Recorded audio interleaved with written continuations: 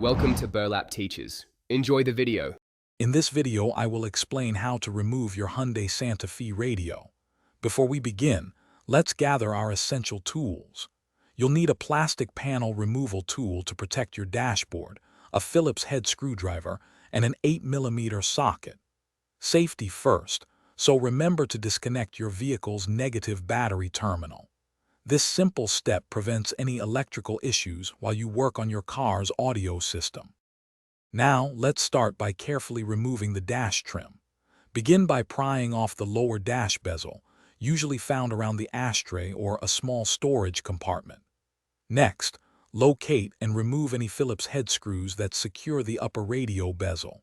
With those out, use your plastic panel tool to gently unclip the main radio surround.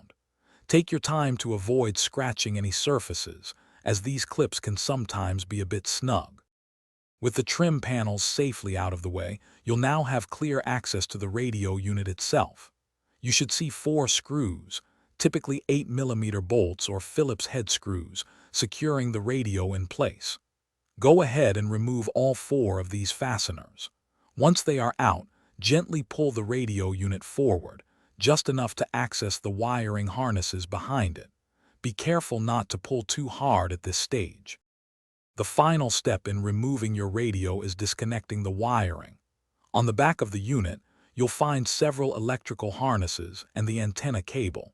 Each connector usually has a small tab you need to press or squeeze to release it. Disconnect all of them carefully. When you're ready to reinstall, simply reverse these steps, making sure every connection clicks securely into place. Double-check all functions before fully securing the trim. Thanks for watching. Consider subscribing if this video helped you.